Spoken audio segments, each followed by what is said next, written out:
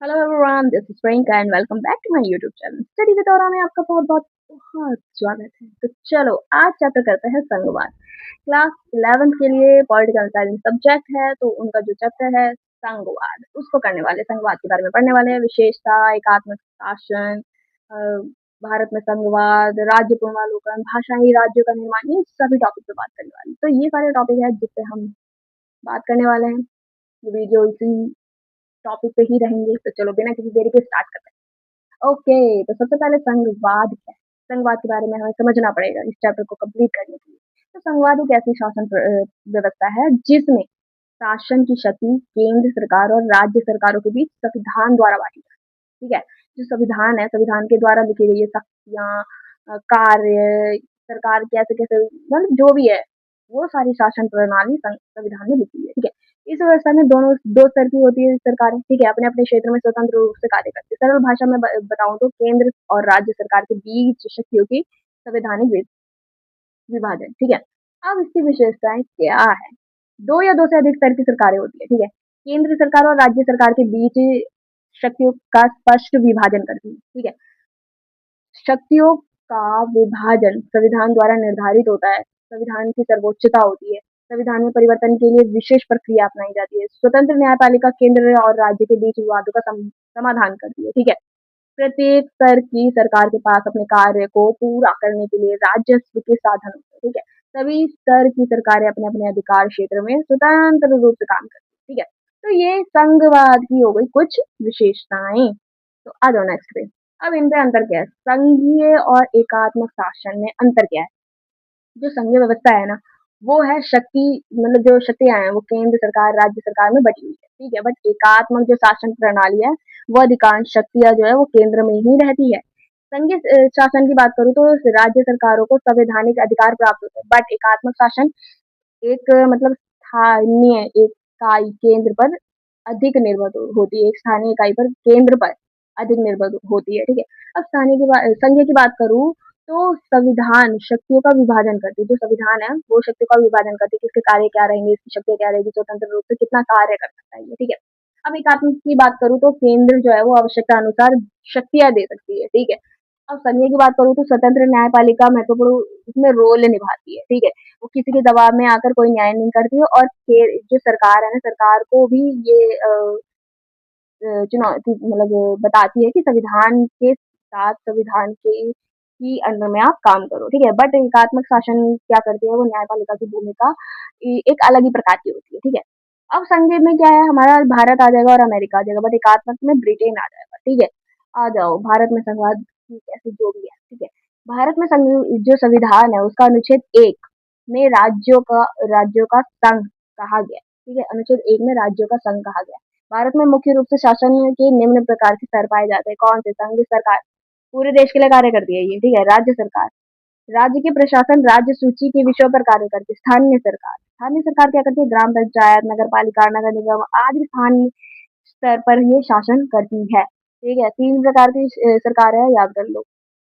शक्तियों का विभाजन, भारतीय संविधान में केंद्र राज्यों के बीच विधायी शक्तियों का विभाजन मुख्य तौर पर 3 सूचियों के माध्यम से किया गया है। संघ सूची, इन विषयों पर केवल संसद कानून बना सकता है। ठीक है, जैसे रक्षा, विदेशी नीति, मुद्रा, रेलवे, डाक एवं तार, इन सब पर ये काम कर सकती है। कौन? संघ सूची। ये संघ सूची में आते हैं। ठीक है, राज्य सूची में क्या क्या आ जाएगा? इन विषयों पर सामान्यतः राज्य विधानमंडल कानून बनाता है, जैसे पुलिस, सार्वजनिक व्यवस्था, कृषि, स्थानीय शासन, स्वास्थ्य आदि। ठीक है, इन विषयों पर ये कानून बना सकती है। कौन? राज्य सूची। संवर्ती सूची, इन विषयों पर केंद्र राज्य दोनों ही कानून बना सकते हैं। ठीक है, उदाहरण जैसे शिक्षा, वन, विवाह और तलाक, श्रम कल्याण आदि। ठीक है, यदि समवर्ती सूची के किसी विषय पर केंद्र सरकार और राज्य सरकार के कानून में टकराव हो तो सामान्यतः केंद्र का कानून प्रभावी होता है। समझे? हाँ, अवशिष्ट शक्तियां क्या है? जो विषय संघ, राज्य या समवर्ती सूची में नहीं आते उन पर कानून बनाने की शक्ति संसद के पास होती है। ठीक है, उन्हें अवशिष्ट शक्तियां कहते हैं। ठीक है, जो बची कुची चीजें है वो संसद काम करती है। ठीक है, अब आ जाओ, भारत में केंद्र का अधिक शक्तिशाली क्यों बनाया गया, मतलब जो केंद्र सरकार है उसको शक्तिशाली क्यों बनाया गया, क्योंकि भारतीय संविधान निर्माताओं ने केंद्र को अपेक्षाकृत अधिक की शक्ति दी। क्यों? क्योंकि भारत बहुत बड़ा विविधतापूर्ण वाला देश है, अलग अलग भाषा, अलग अलग जाति, अलग अलग लोग हैं, ठीक है। यह अनेक भाषा संस्कृति है, ठीक है। स्वतंत्र के समय देश के सामने एकता बनाए रखने की चुनौती थी, ठीक है। विभाजन के बाद राष्ट्रीय एकता अत्यंत महत्वपूर्ण थी, ठीक है। आर्थिक आर्थिक और सामाजिक विकास के लिए संबंधी नीतियों की आवश्यकता थी। ये सब कारण थे, इस वजह से केंद्र जो है शक्तिशाली बन गया, ठीक है। इसलिए भारतीय संघवाद में मजबूत केंद्र और राज्य की स्वच्छता दोनों की का संतुलन दिखाई देता है। नेक्स्ट, राज्य पूर्वावलोकन। स्वतंत्रता के बाद भारत में राज्यों की सीमा और संरचना में कई परिवर्तन किए गए, ठीक है। राज्यों के पूर्वावलोकन में भाषा एक महत्वपूर्ण आधार बनी। राज्य पुनर्गठन अधिनियम 1956 के बाद राज्यों के संगठन में बड़े बदलाव हो गए, ठीक है। इससे लोगों की भाषाई क्षेत्रीय आकांक्षा और लोकतंत्र के तरीके में समायोजित करने में सहायता मिली, ठीक है। राज्य का पूर्वावलोकन इस वजह से हुआ क्योंकि भाषाई तौर पर क्षेत्रीय आकांक्षाएं अलग अलग थी, ठीक है। इसलिए लोकतांत्रिक तरीके से समायोजित इकट्ठा करने, एकता बढ़ाने के लिए ये सब किया गया, ठीक है। अब आ जाओ भाषाई राज्यों का निर्माण। भारत के जो भारत है उसमें विभिन्न भाषाई समूह ने अपनी भाषा संस्कृति के आधार पर राज्यों की मांग करी, ठीक है। शुरुआत में सरकार को आकांक्षा थी कि अ, आशंका थी कि भारत जो भाषा है, भाषा के आधार पर राज्य बनाने से जो देश की एकता है वो कमजोर हो सकती है। बट बाद में यह एक्सपीरियंस हुआ, सरकार को, भारत को यह एक्सपीरियंस हुआ कि जो भाषाई पहचान को मान्यता देने से लोगों में लोकतांत्रिक व्यवस्था से जुड़ने में मदद मिली है, ठीक है। अब जो क्षेत्रीय आकांक्षा, क्षेत्रीय का अलग प्रतिनिधित्व खड़ा होता है, ठीक है। लोग उसे चुनती है, सरकार बना एक सरकार बनाती है, राज्य सरकार बनता है ना, नियम बनते हैं, तो उससे सरकार के पास जाता है, केंद्र सरकार के पास जाता है कि हाँ भाई क्या चाहती है जनता, फिर उस पे काम होता है, ठीक है।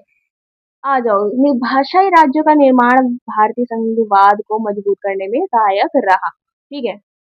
अब आ जाओ केंद्र और राज्य में संबंध। केंद्र सरकार और राज्य सरकार में कैसे संबंध है, क्या चीज़ है, मैं बता देती हूँ। भारत में केंद्र सरकार और राज्य सरकार के बीच जो है वो 3 भागों में 3 भागों से समझा जाता है संबंध को। अब संबंध कैसा है ये देख लेते हैं। विधायी संबंध।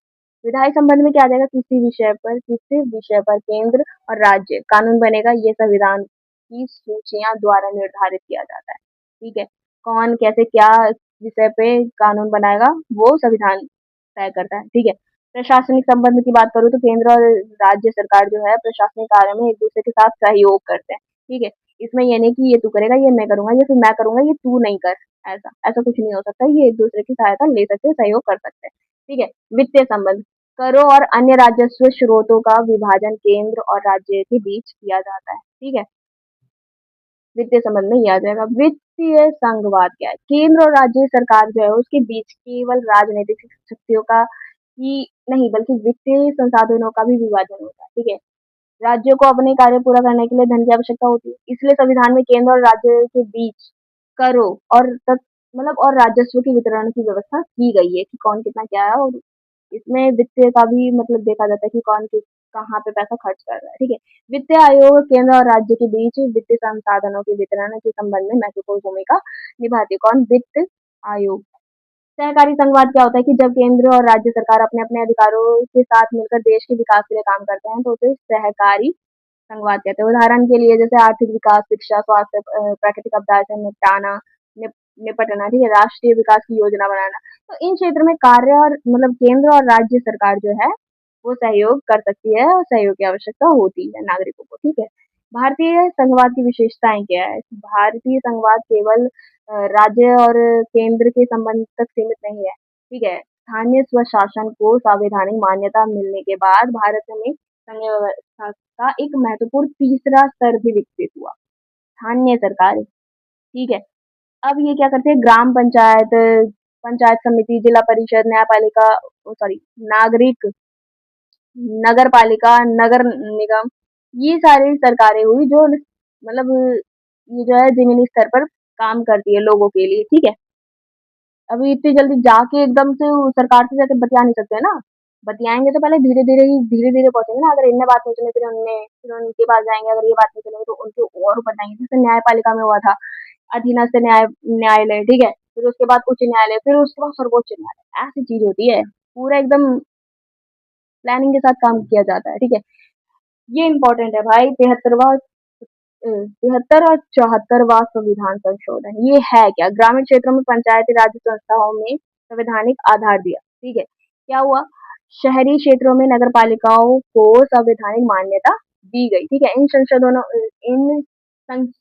ने स्थानीय स्वशासन और विकेंद्रीकरण को मजबूत किया। ठीक है, संघवाद का महत्व की बात करूँ तो संघवाद भारत जैसे विविधतापूर्ण देश के लिए बहुत ही महत्वपूर्ण है।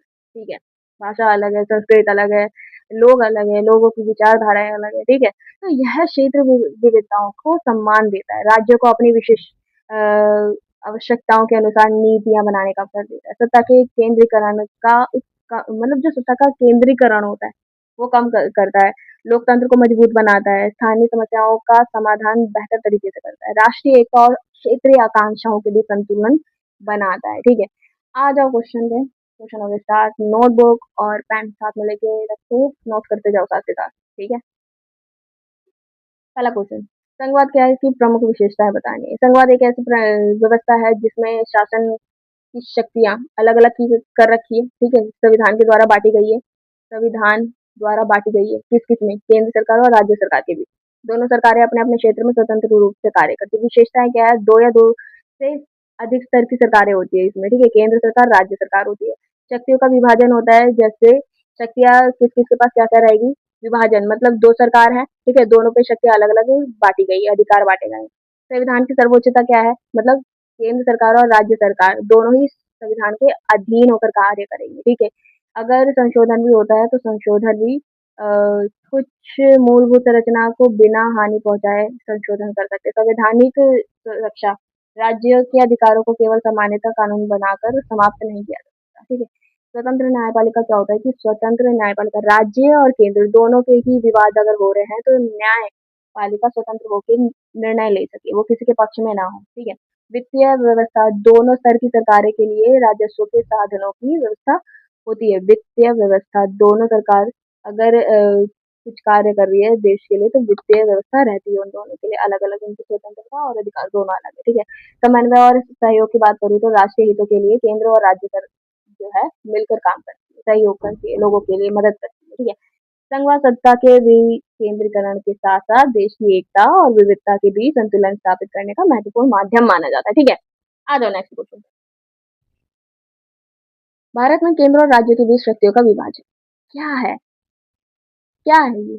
मैं अगर चलो मेरा एक स्टूडेंट है, ठीक है, और उसका दोस्त है, ठीक है, मैं उस मतलब मेरा स्टूडेंट है, मैं उसको सारी शक्तियाँ दे दूँ कि भाई तू मार भी सकता है, तू ये भी कर सकता है, जो भी है, तेरे को जो करने का मन है, बट उसके दोस्त के साथ तो नाइंसाफ़ी हो जाएगी। तो यहाँ मान लो मेरा स्टूडेंट केंद्र है और उसका दोस्त राज्य, ठीक है? यहाँ पे क्या होता है कि भारतीय संविधान के केंद्र और राज्य के बीच विधायी शक्तियों का स्पष्ट विभाजन होता है। स्पष्ट विभाजन है भाई, किसके क्या काम रहेंगे, किसकी क्या शक्तियाँ रहेगी। इसके लिए संविधान में 7वीं अनुसूची के 3 सूचियाँ बनाई गई है, संघ सूची, ठीक है? इन विषयों पर केवल संसद कानून बना सकती है और कोई नहीं। विषय क्या है? रक्षा, विदेशी नीति, मुद्रा और रेल और डाक आदि, ठीक है? अब राज्य सूची, इन विषयों पर सामान्यतः परिस्थितियों में राज्य विधानमंडल कानून बनाता है। इसमें क्या आ जाएंगे विषय? पुलिस, कृषि, संवैधानिक व्यवस्था, स्थानीय प्रशासन, ठीक है? समवर्ती सूची में कौन बना रहेंगे?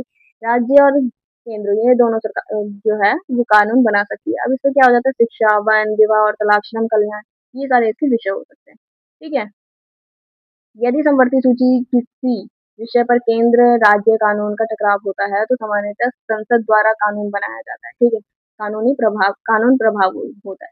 इसके अंतर्गत जो विषय किसी भी सूची में नहीं आते उन पर कानून बनाने का अधिकार, उनकी शक्ति संसद के पास होती है। इन्हें अवशिष्ट शक्तियाँ कहा जाता है। इस प्रकार भारतीय संविधान ने केंद्र और राज्य सरकार के बीच शक्ति का स्पष्ट विभाजन किया है, लेकिन राष्ट्रीय एकता के लिए केंद्र को अपेक्षाकृत अधिक शक्ति दी है। ठीक है, नेक्स्ट क्वेश्चन, भारत को मजबूत बनाने वाला संघ क्यों कहा गया? भारत को मजबूत केंद्र वाला संघ क्यों कहा गया? भारत में केवल संघ व्यवस्था होने के बावजूद भी केंद्र सरकार को अपेक्षाकृत अधिक शक्तियां दी गई है। ठीक है, इसका मुख्य कारण भारत की विशालता, विविधता, स्वतंत्रता के बाद मौजूद राष्ट्रीय एकता की चुनौती। ठीक है, भारत को मजबूत केंद्र वाला संघ कहने का प्रमुख कारण ये है कि अपशिष्ट शक्तियां केंद्र के पास हैं। ठीक है, समवर्ती सूची की जो समवर्ती सूची है वो केंद्र भूमिका इसमें अधिक प्रभावशाली है। ठीक है, राष्ट्रीय आपातकालीन के समय केंद्र की शक्तियाँ बढ़ जाती है। कुछ विशेष परिस्थितियों में संसद राज्य सूची के विषयों पर भी कानून बना सकती है, ठीक है। केंद्र के पास महत्वपूर्ण वित्तीय संसाधन होता है, ठीक है, संसाधन है। संविधान में पूरे देश के लिए एक मजबूत प्रशासनिक व्यवस्था की कल्पना की गई है। राष्ट्रीय सुरक्षा और एकता से संबंधित विषय जो होते हैं वो मुख्य रूप से केंद्र के अधीन होते हैं, ठीक है।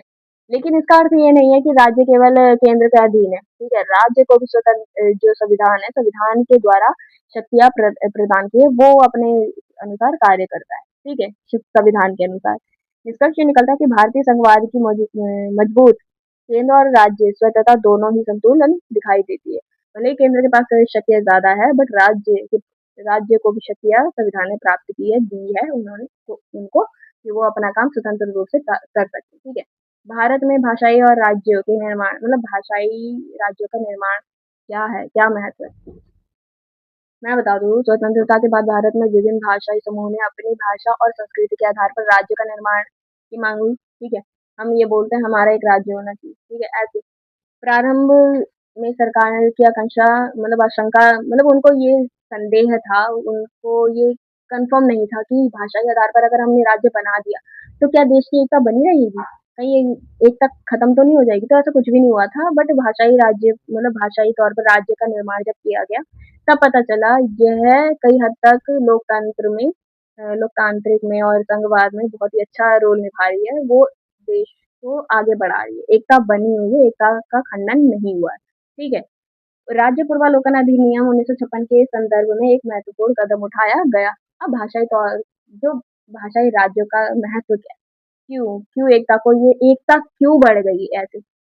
आशंका तो ये थी ना कि एकता का खनन हो सकता है, एकता खंडित हो सकती है, ठीक है, बट ऐसा कुछ नहीं हुआ। हुआ क्या?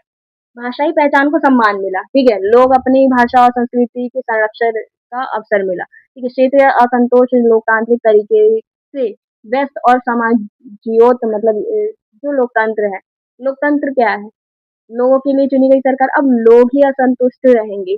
भाषाई तौर पे अगर उनको राज्य नहीं दिया जाएगा, भाषाई तौर पे उनका प्रतिनिधित्व खड़ा नहीं होगा, प्रतिनिधि उसको बताएगा नहीं केंद्र सरकार को मतलब सरकार को नहीं बताएगा कि हमारे क्षेत्र में ये प्रॉब्लम है, तो कैसे चलेगा? लोग प्रतिनिधि तभी तो चुन पाएँगे जब उसको वो जानते होंगे, उनके भाषाई तौर पर राज्य बने होंगे, ठीक है? तो ये चीज़ें हो गई कि मैं सिंपल तरीके से बता रही हूँ, मेरा कोई वैसा वो नहीं है, उदाहरण से समझा रही हूँ, ठीक है?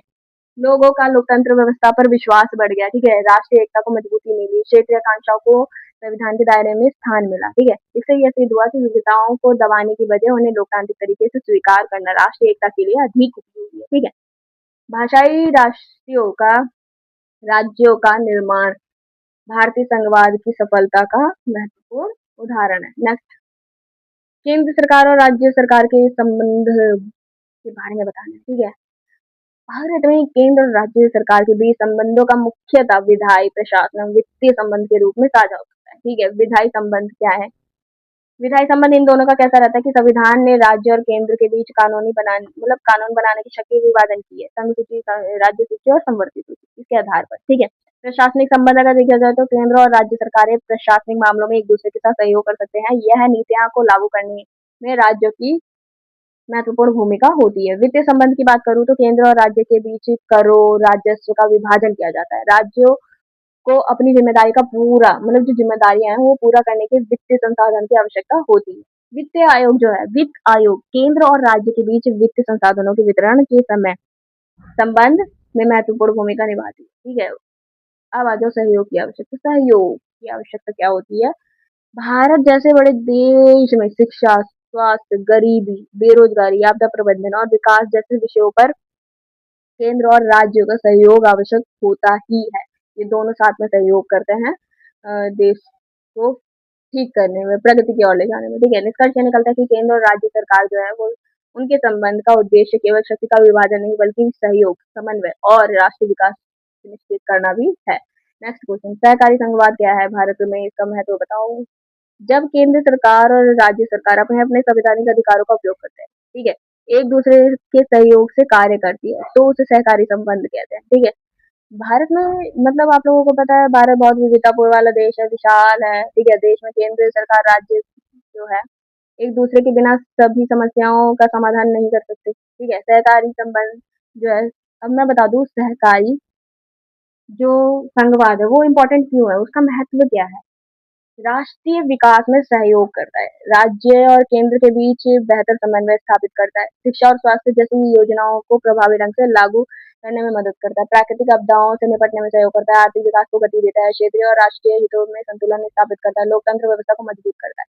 निष्कर्ष ये निकलता है कि सहकारी संघवाद भारतीय संघीय व्यवस्था की सफलता अत्यंत मतलब जो सहकारी संघवाद है ना, उसमें संघीय व्यवस्था के लिए सफलता अत्यंत आवश्यक है। केंद्र और राज्य के सहयोग जितना बेहतर होगा, शासन उतना ही प्रभावी होगा। ठीक है। नेक्स्ट क्वेश्चन 73वां और 74वें संविधान संशोधन का भारतीय संघवाद में क्या महत्व है? मैं बता दूं आपको कि भारत में लोकतंत्र को केवल केंद्र राज्य तक सीमित ना रखकर स्थानीय स्तर तक पहुंचाने के लिए 73वें और 74वें संविधान संशोधन किए गए। क्या है 73वें में इससे ग्रामीण क्षेत्रों में पंचायती राज संस्थाओं को संवैधानिक मान्यता मिली। ठीक है। 74वें की बात करूँ तो इससे शहरी क्षेत्रों में नगर पालिकाओं को संवैधानिक अधिकार मिले। इन संशोधनों का महत्व क्या है मैं बता दूं। सत्ता के विकेंद्रीकरण हुआ। ठीक है। सत्ता विकेंद्रीकरण हुआ, स्थानीय लोगों की शासन में भागीदारी बढ़ गई। ठीक है। ग्राम पंचायत में नगर पालिकाओं में संवैधानिक मान्यता मिली। स्थानीय समस्याओं का समाधान स्थानीय स्तर पे करने की व्यवस्था मजबूत हुई। ठीक है। वो फिर एक ऊंचे लेवल पे नहीं जाए, क्योंकि बहुत से काम जब स्थानीय स्तर पर हो सकते हैं तो वो आगे क्यों जाएगा। ठीक है। ये बात है। लोकतंत्र को जमीनी स्तर पर तक पहुंचने की सहायता मिली। ठीक है। महिलाओं और अन्य वर्गों की राजनीतिक प्रतिनिधित्व के लिए आरक्षण की व्यवस्था की गई। 73वें और 74वें संशोधन भारतीय संघवाद को केवल राज्य सरकार जो है और राज्य और केंद्र सरकार संबंधों तक सीमित न रखकर बहुस्तरीय लोकतांत्रिक व्यवस्था बनाने की दिशा में महत्वपूर्ण कदम उठाए थे। ठीक है। भारत में संघवाद राष्ट्रीय एकता और विविधता के बीच संतुलन कैसे स्थापित किया। ठीक है। इसका वर्णन करना जो भारत में संघवाद है, राष्ट्रीय एकता और विविधता मतलब विविधता है और उसमें एकता के बीच संतुलन कैसे हुआ, ये बताना है।